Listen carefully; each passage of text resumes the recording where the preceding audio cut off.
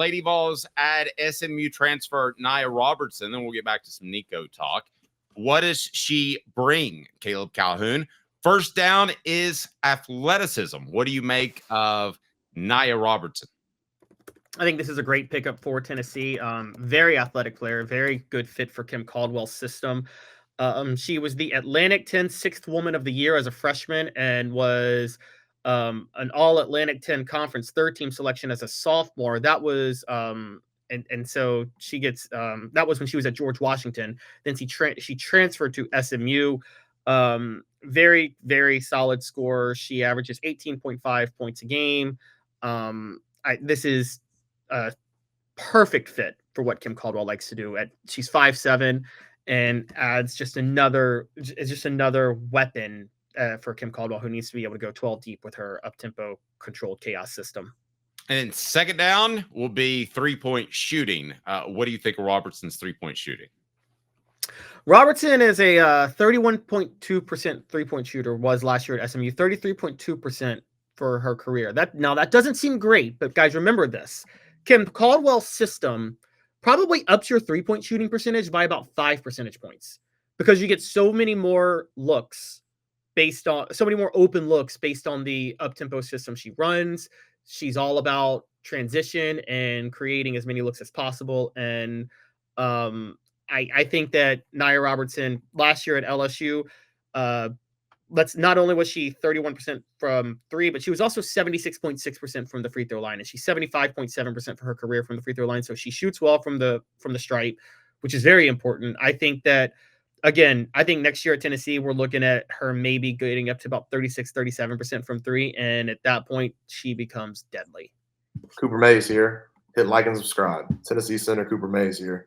Third down. Thank you, Coop. Third down is this. And when we talk about Robertson, she's got to play defense. And she's got to – I'm going to kind of combine these two, if you don't care, in defense and the ability to get up and down, because that's what Caldwell is going to demand out of her players.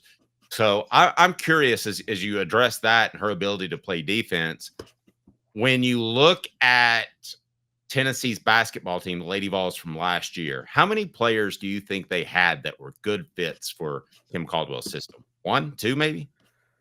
Well, I think all the transfers were good fits. They were not the type of transfers that you didn't want all of them to be in the system. Does that make sense? Like they were good fits if they were a part of a puzzle piece, but they were all lacking a key puzzle piece, which was shooting.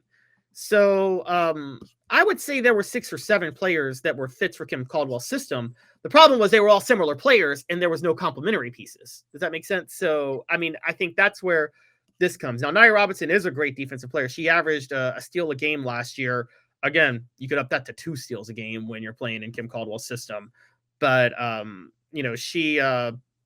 she joins, I mean, they're loaded at guard with Kanaya Boyd, Talaysia Cooper, and Ruby Whitehorn, plus the Paulden twins and Kaya Wynn coming back from a torn Achilles. So this team is super, super deep at guard, but this is how Kim Caldwell is going to want to run her system. And look, she was second team All ACC. Her defense is a key part of what she does that adds to her athleticism. So she deserves a lot of credit for all of that, and she could be she deserves a lot of credit for how she handles that. So I think her defense is going to be very, very key. She averages, just for what it's worth, she's 5'7" and averages half a block a game.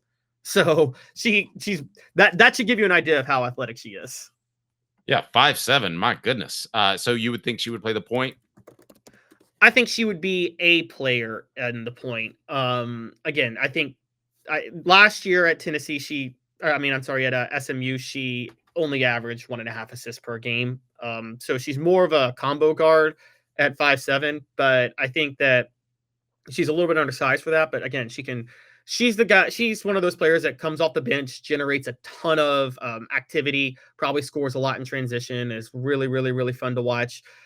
Again, this adds more depth to the program. So I was a little bit shocked. I thought Kim Caldwell would go for a bit more size going for the transfers this offseason, but I think she's buying into the recruits that she has coming in. And I think she thinks she's going to be fine there. So this was Kim Caldwell wants to be in it with any other system, Dave. I would say they're way too packed at guard. But I will say that with what Kim Caldwell runs, this is exactly what she needs. And by the way, we missed this yesterday. She committed on Sunday. I just wasn't able to get to it yesterday because of obviously other breaking news. Did they what are expectations for Kim Caldwell in year number 2? Because she did nothing but raise them with her team's play last year. I mean, look, I think Tennessee is going to be a Final Four caliber team once the NCAA tournament hits in. I really do. I know that's crazy to think, but I think that Tennessee is going to have Final Four talent. There are going to be some bumps in the road.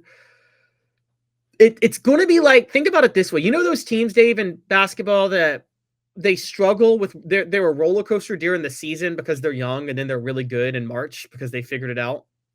And I think that's going to be this team. It's going to be a bit of a roller coaster ride for this team during the middle of the season.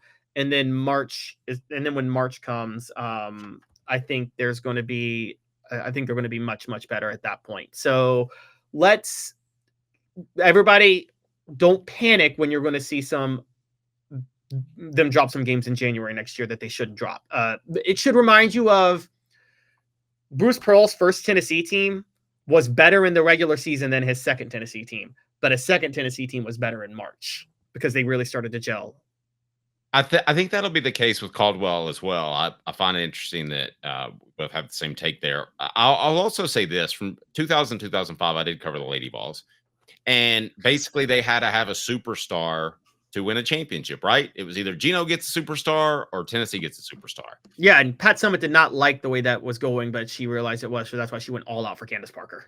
Yeah, and the reason is there weren't that many elite women's basketball players. There was usually one in a class that was the gym, and then there was 8 or 9 others that were really good players. Obviously, when you had the Meeks all in one class, I mean, that you had 3 special players altogether. But that is really not the case anymore this year. I don't know that Tennessee needs a Shamiqua Holdsclaw, Candace Parker anymore to win in this system. As a matter of fact, I don't know that you want a superstar. You're not going to turn down the female Michael Jordan. Don't get me wrong. But you're also more of a system coach than you are going to sell out in recruiting. And I don't mean Pat sold out in terms of giving people money. I mean, she just went extra hard at it. I'm going to sell out in recruiting and have a special player or a special roster. I just don't think she's that type of coach, but she's recruiting extremely well. She is.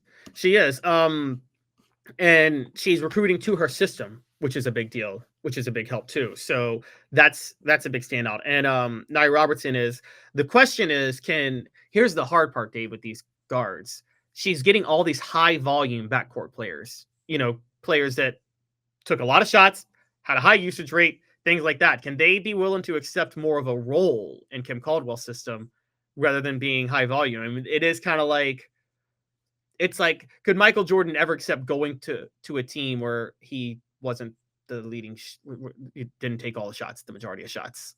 I mean, I know he developed that way playing for Dean Smith for 3 years, but you listen to Michael Jordan, he sits there and says he thinks Dean Smith was the only person who could ever stop him because he didn't feel like he took enough shots or had enough volume. A little bit of Lady Vols brought to you by our good friends at, of course, it would be Ted Russell, Lincoln.net, TedRussellFord.net. The selection is absolutely unparalleled at East Tennessee's largest volume dealer.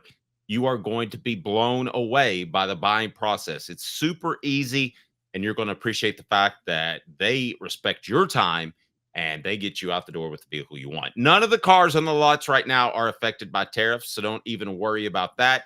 You'll get the best price that you can possibly get thanks to East Tennessee's largest volume dealer, TedRussellFord.net, TedRussellLincoln.net, and they take pride in making sure that you drive off that lot very happy with your purchase, and I certainly did as well. Coming up, we will no 4th down? Oh, did I forget 4th down? Wow, you're the reverse Colorado game. All SEC center Cooper Mays here. 4th down. Sorry, will she start? No, she's not going to start, but she's going to be a 6th man off the bench. That's my call for this game. I'm going to say that she will be I think the Paulden twins are going to. I think Maya Paulden, the high-profile 5-star guard, is going to be the starting point guard for Tennessee, right as a true freshman. I think Kim Caldwell is going to go all in with her true freshman recruits, and then Nia Robertson is going to be that veteran off the bench to provide a scoring punch and an athletic punch, which a few of those players are in the Lady Vols. At what point do the twins get a doublemint deal? The gum. I know what you're talking about. Yes, I mean, that seems like a no-brainer. it does actually. They're It kind of does. slightly above average, or if one's a star and one's average, you've got to do that. That's easy. You do. Come on. Oh Spire. my gosh, it's Tennessee. Do like double barrel shotguns Or orange gum. You could do that as well.